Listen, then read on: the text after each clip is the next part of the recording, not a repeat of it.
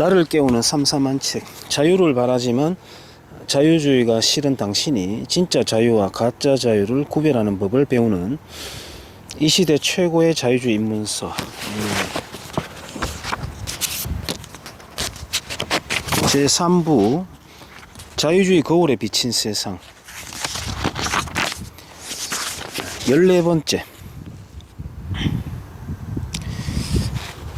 자유주의자 21명의 21가지 실패담. 이원우 미래한국 편집장.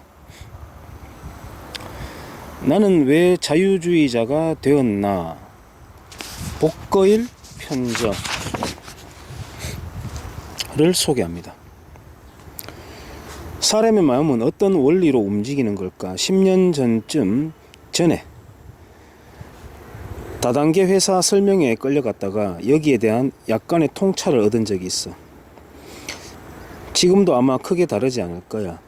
시작은 오랜만에 만난 친구와의 수다부터지. 홍대 앞에서 만나 이런저런 안부 인사를 나누다가 문득 요즘 내가 알바 비슷하게 일하는 곳이 있는데 구경 한번 올래? 요즘 나 되게 재밌는 거 하거든? 이라고 말을 건네는 거야. 재밌는 거라고? 나쁠 것 없지 뭐. 그럴까? 그럼 이번 주 토요일 아침 8시에 역삼역에서 만나자.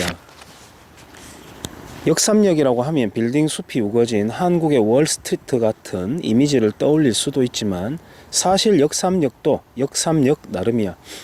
한 15분쯤 골목을 헤매고 고갯길을 넘나든 뒤에야 땡땡땡 네트워크라는 허접한 간판이 붙어있는 3층 건물에 도착했지.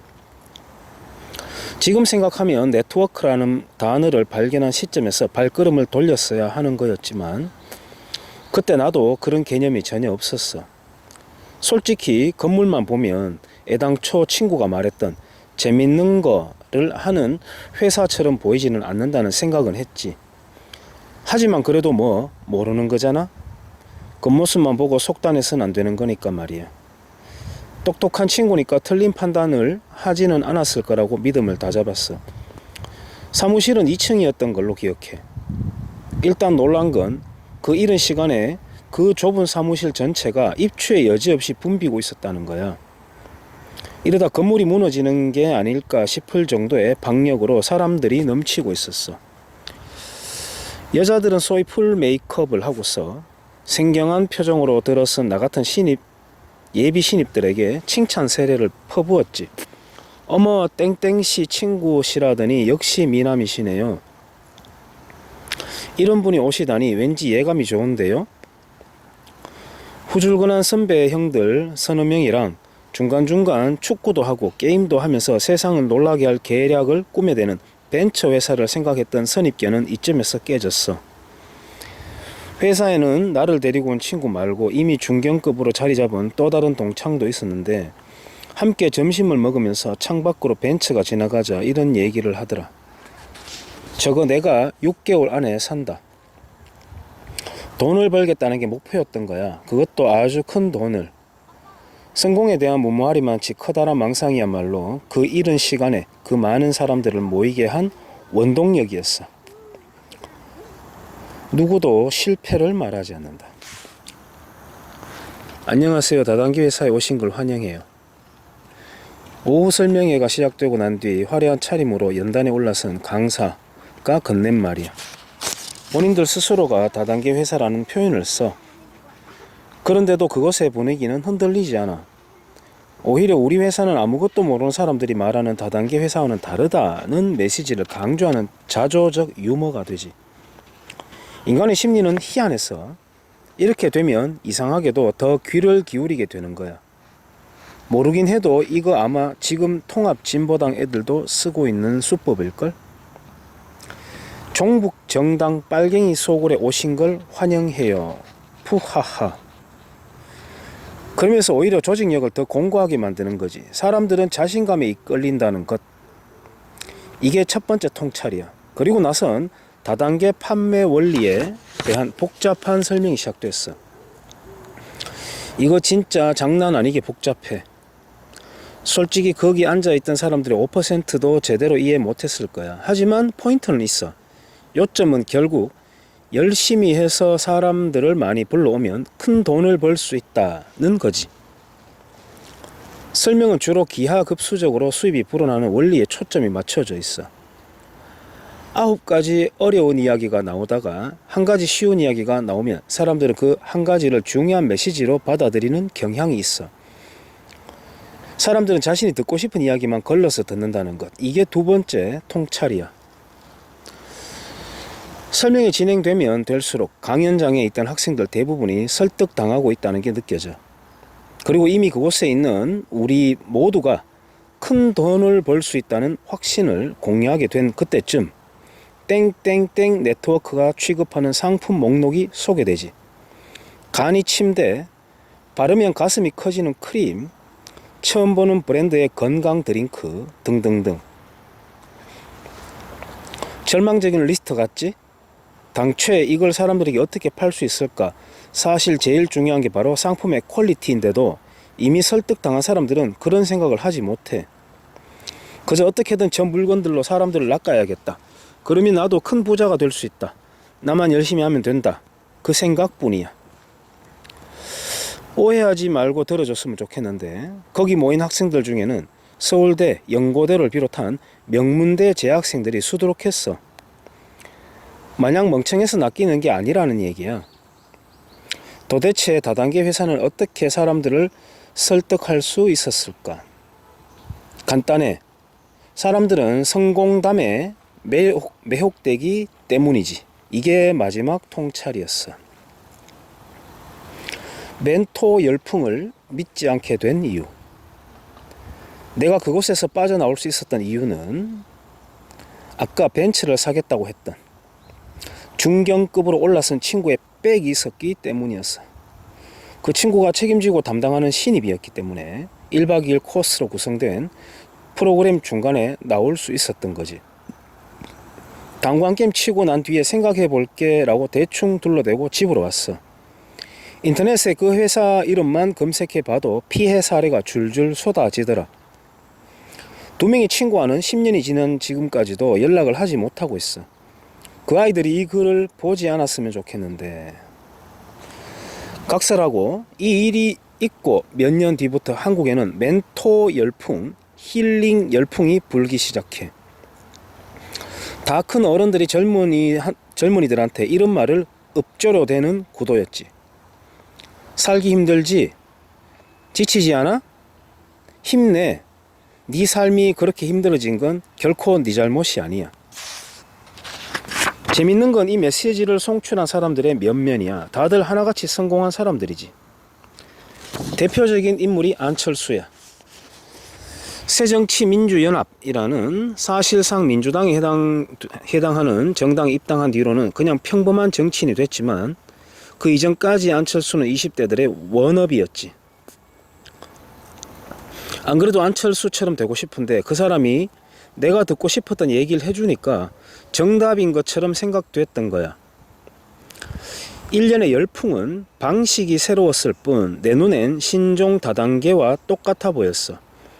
너희들은 충분히 성공할 수 있다. 그런데 부조리한 세상, 못된 어른들 때문에 정체돼 있을 뿐이다. 비틀린 성공 신화라는 거지. 나꼼수 열풍도 사실은 비슷해. 루저인 척하지만 나꼼수 멤버들은 그 컨텐츠로 수십억을 번 성공자들이라는 걸 사람들은 생각하지 못했어. 자신감 있게 상대방이 듣고 싶었던 얘기를 성공의 암시와 섞어서 들려주는 것. 이렇게 하면 사람들은 움직여. 그리고는 모든 게 끝난 뒤에야 달라진 것 하나 없이 속절없는 시간만 흘러갔다는 사실을 깨닫게 되지. 21가지 실패담. 그저 유명하기만 한 사람들의 뜬구름 잡는 성공담의 폐해는 이제 충분히 목격했다고 봐. 차라리 그보다 유익한 건 오늘도 조용히 자기 길을 걷고 있는 사람들의 나직한 실패담과 진솔한 회고가 아닐까? 나는 왜 자유주의자가 되었나? 라는 책이 바로 그 부분에 천착해서 만들어진 작품이야. 나더러 이 책을 한마디로 정의하려면 난 이렇게 말할 거야. 21가지 실패담. 대표적인 실패자가 바로 첫 원고의 주인공인 서울대학교 경제학부 이영훈 교수야. 20대를 마르크스, 사적 유물론, 민족주의와 함께 보냈지만 사실을 찾아 연구를 하다 보니 어느덧 자유주의 경제학자가 되어 있었다는 결론이지. 밖에서 보면 일련의 순조로운 과정 같아 보이지만 본인한텐 이건 실패담이었을 거야. 본인이 한때 진실이라고 믿었던 것들을 끊임없이 양보하고 밀어내야만 하는 과정이었을 테니까. 나머지 분들의 사정도 크게 다르지 않아. 공학도였다가 경제학으로 길을 바꾸면서 세상사에 새롭게 눈을 떴다는 전남대학교 경제학부 김영용 교수. 자유주의자이면서도 자유주의를 전파하는 자유기업원 원장 생활이 힘들었다는 프리덤 팩토리 김정호 대표. 청와대 경험을 통해 전통재정학에서 공공선택 이론으로 기조를 변경한 현진권 현 자유경제원 원장. 대학 시절 운동권 서클에 가입했다가 나중에 자유주의를 접하게 된 권혁철 자유경제원 자유기업센터 소장. 대학 시절 사회주의에 매료됐던 송원근 한국경제연구원 공공정책연구실장 등등. 반드시 개인적 실패나 전향을 경험하지 않았더라도 자유주의는 아직 한국 사회에서 생소한 소수의 사상이기 때문에 신념 때문에 소수의 길을 택한 사람들은 다 나름대로의 실패와 고군분투를 감당하고 있다고 봐야 할 거야. 막대한 부나 명예, 화려한 스포트라이트는 없지만 그래도 매일 조용히 물 한 방울씩 떨어뜨리는 심정으로 글을 쓰고 강의를 하고 책을 읽는 사람들의 이야기는 어떤 것일까? 이 책에는 본인이 스스로 대단한 성공을 이뤄냈다고 자만하는 사람은 한 명도 없는 것 같아. 그리고 적당히 사람들이 듣고 싶어하는 세상 탓을 하면서 남들 인생에 감놔라 배놔라 하는 사람도 없지. 그저 조용히 자기 일을 하고 있는 사람들의 조용한 고백담, 진솔한 실패담의 집합이야.